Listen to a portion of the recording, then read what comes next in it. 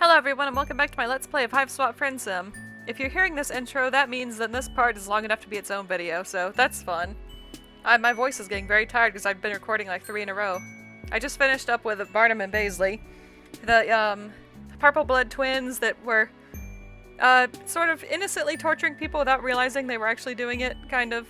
Like they just wanted to scare us and maybe hurt us a little bit, but they didn't want to actually kill us. They were trapped in a house and we got trapped in the house too.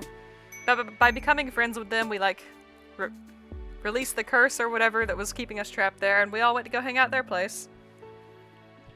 Also, there's weird time stuff going on now, because we were stuck in a time loop, and the twins were adamant that they were not responsible for that, and I believe them.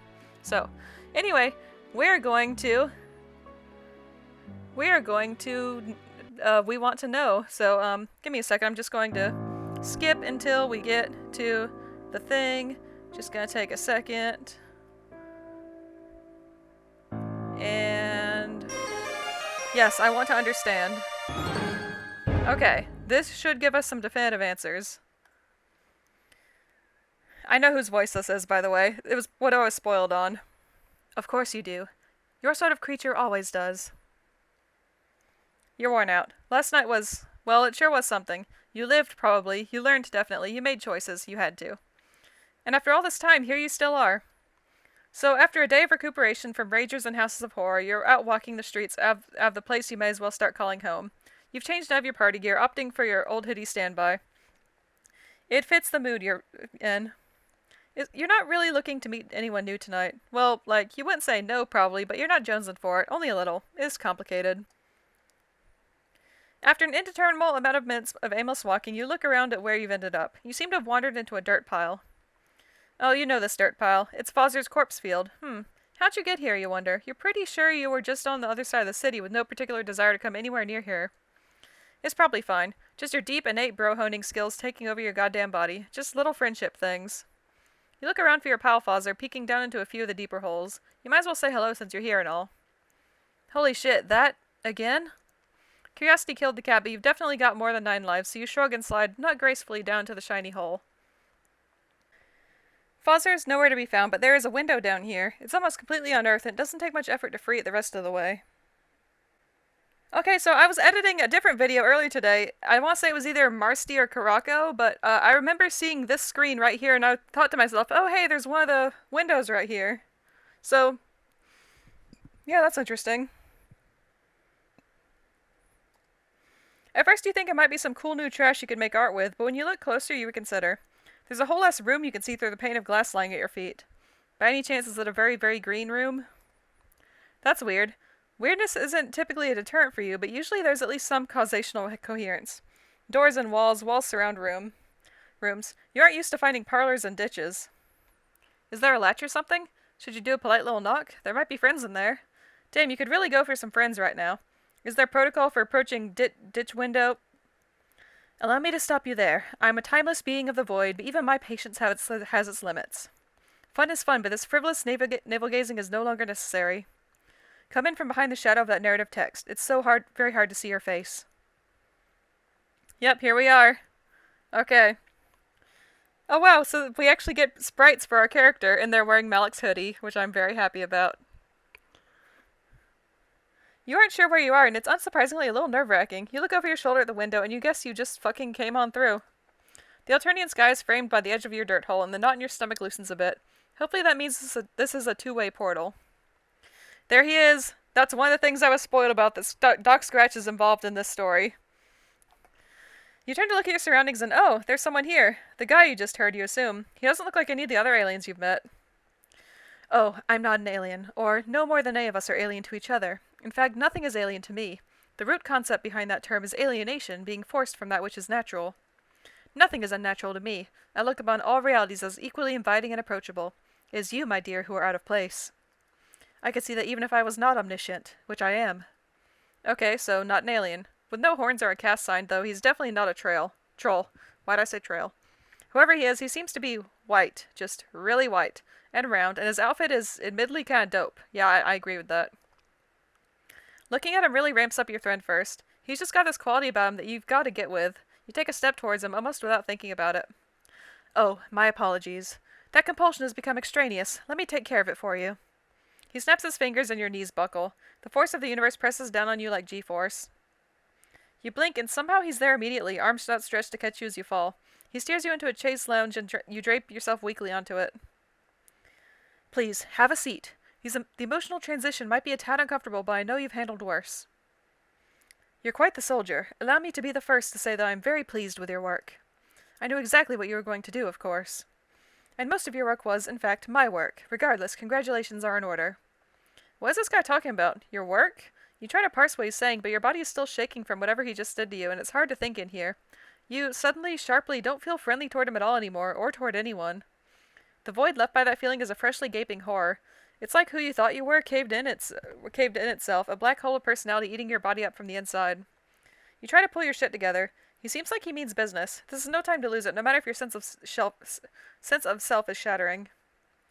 When you truly reflect on yourself, you surely can't with any honesty claim to believe any of this was by your own making? Crash landing on a hostile alien world, surviving the impact, dragging around a half-broken body, and somehow not immediately being eaten by local fauna? Did you learn an alien language just by thinking about it very, very hard? Right, Malik said something about that you are speaking perfect Alternian. And it was kind of weird, but you kind of just accepted it for no good reason? That's your whole deal. Your friends all accepted your quirks. That's what friends do. You say it to convince yourself as much to prove it to him. So many trolls, so many fascinating aliens, and all of them wanted to know you. Did you really think you managed that all on your own laurels? Were they all drawn to an indefinable something, je ne sais quoi? Well, yeah, you had this whole emotional arc. You got self-confidence, you grew as a person and helped others to grow. The white text guy doesn't make expressions, but you get the feeling he's looking at you pityingly. I find you sweet. Honestly, I do. I don't intend to cause emotional injury. I'm just telling you the truth. I never lie, you'll find. It isn't like you don't have admirable qualities of your own, of course. You have made quite the valuable vessel for me, and I appreciate that very much. I could not have done it without you. I am only joking. I absolutely could have done it without you. It's just infinitely more fun to do these things together, is it not? What things? What did he do? What did you do? You hope you didn't do something that would fuck over all your friends. Though, when you try to think about them now, the bonds you felt before come up all twisted. Without the artificial friendship drive he'd given you pushing you forward, you're not even sure what those memories are supposed to feel like. That's really sad. You close your eyes and breathe. You try to remember the way Polypa touched your face after you'd touched hers, her claws trailing down your cheek. How Taisia slept, trusting as you kept watch. How Tagora gave you a chance when he saw something in you didn't even see in yourself. How, not that long ago, you got the chitter handle of an extremely friendly Jade Blood boy. Those moments are like the memory of warmth to you. Blurry, cold, and out of reach. Was all of that nothing? Your heart is a chasm. Don't worry so much about it. I simply need some dots connected, some pieces in place for my next move. Choose whichever metaphor suits you. Whichever way you frame it, because of you, everyone will soon be in their right place. Shit, what have you done? Your heart starts to spin and you think you might cry, so you pull your hood up over your head to block out the harsh green of the room. You try to imagine it still smells a little like Malik. It doesn't. It doesn't smell like anything, really. But you remember what it smelled like at first, so you hold on to that. It was real, you tell yourself. Your friends were real, and what you felt for them and with them was real too. You're so afraid for them, as guilty as you feel for craving it, the fear just makes you need those feelings you felt before even more. You're clawing desperately for the euphoria of caring, of being cared for. Who cares if your hand was forced? You felt it, and it still mattered. Matters. You remember how you felt watching Chixie perform, bathed in light and righteous anger, and also how you drunkenly commiserated with her later when, no, that's not right. That didn't happen. Except, you still remember how hungover you were the next day. Just when you started making sense of things, the whole fucking world shifts under your feet again. You just can't keep up with all this moving real estate in your brain. Ah, yes, all of the resets. Annoying, but necessary. You are just indescribably bad at keeping yourself alive and in one piece, and you weren't quite as adept at befriending aliens to start out with. My intervention was necessary to keep you on the right path. Time and space mean very little to me, but I had to move quickly, and, again, repeatedly. Swipe some incriminating note-taking here, befriend an impressionable young upstart there, anger a collar bear, inspire some bandits, you know how it is. You have to throw the temporal spaghetti at the wall to see what sticks. I'm sure if you look back, you'll be able to see traces of my deft touch. So a few memories may have slipped through the cracks here and there. Timelines tend to collapse in on each other if you aren't careful. Your ability to mentally withstand such an event, and so often, is a testament to my acumen in choosing you for the task. You even almost caught on a few times, which I must say I was not expecting. You almost listened to the silly little girl who likes to dress up in big coats and cause me trouble. And, as always, some bystanders end up caught in the crossfire. The one with the shovel, for instance. I doubt his mind will ever be the same. A pity. You sit up straighter and clench your hands into fists. Over the course of his pompous monologuing, you move past the fear and grief and onto deep, globe-chafing rage. How dare you do this to your mind, to your friends' lives? What was so important that one white orb asshole had to fuck with the destinies of everyone you've grown to care about? There are answers out there and you deserve them, and so you demand them. Adorable. Yikes. You shift on the chaise lounge so as to better hide your famous legs from this creepy round fucker. Oh, calm down. All of you and your adherence to societal expectations and archetypes. Perhaps one day you could just learn to take a compliment. Besides, I was being condescending. So you demand answers. He sighs theatrically. You aren't sure where the noise is coming from. He doesn't have a mouth. How is he even talking? How the fuck does anything work at all? I knew you would, but I find explaining myself incredibly tedious. Suffice it to say, I am a man with many boards and fields of play, and although there are countless ways to move the players around those boards, some are doubtlessly more entertaining than others. You are simply one pawn among many. I won't bore you with the details. Doubtless you are aware of the greater contextual framework of this story. The hell you are! You're unaware of jack shit. Your head is full of question marks. I think he's talking to us, the player, not the character. Oh, of course. How thoughtless of me. See, yet another unfortunate side effect of the limitless conversing with the narratively limited. He taps a thumb and forefinger to his orb. Perhaps it would suit you better to understand gradually. And when I say gradually, please understand that I mean it. You won't be leaving. But yes, I do believe this will clarify some things for you. This way, please. He opens a door and gestures inside. There's a light coming from in there, but it still gives off the vibe of a dark closet door in an unfamiliar bedroom at 3 a.m. You're afraid, yeah, but you won't understand even more. You stand up and take a step, conscious of the movement of the muscles in your legs. With the rosy sheen of your friendship hypnosis or whatever the fuck he did to you gone, the sensation of moving your own body feels heightened. Important. Yours. There's probably a version of you that would try to turn him down, or that would fight or run or take a nap on this surprisingly comfortable piece of antique furniture. You even consider rushing back to say goodbye to somebody, anybody at least, but you know there isn't time to click through all that bullshit. Those tributaries flicker in your mental periphery so tangible you can almost see yourself choosing one, but you pull your focus back to your present and look him right in the orb.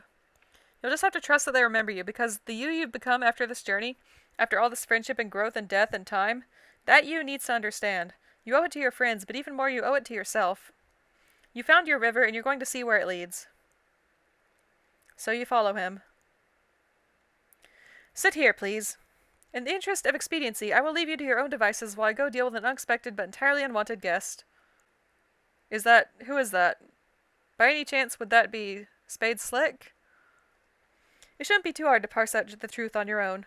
All you need to do is read a brief webcomic. Oh my god, we literally are the MSPA Reader.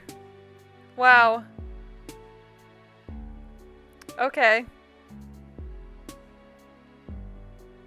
Oh, what is happening? Oh, it opened up Homestuck. Oh, that's amazing. Okay. Wow, that was awesome. Let me tell you about... You read a short little webcomic. Yep, a short comic. Okay, I did want to check one thing first, before I talk about this. Epilogue of hosts excellent. I just want to... Okay, that just takes me right to the thing. Okay. So. Well, okay, one of the things I was spoiled for, I think it was actually from Pester Quest now, so I'm not going to mention that at all.